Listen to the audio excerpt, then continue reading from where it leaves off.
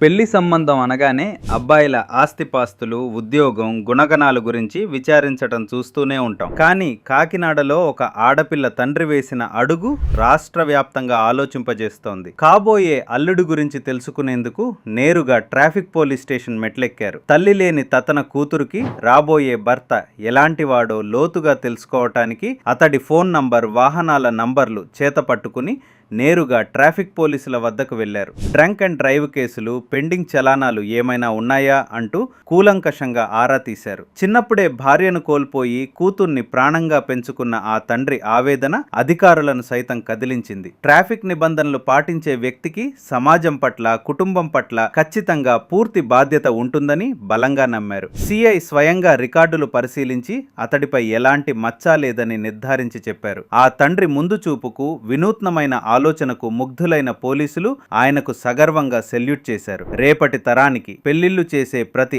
ఆడపిల్ల తండ్రికి ఇదొక గొప్ప మార్గదర్శకంగా నిలిచిపోతుంది.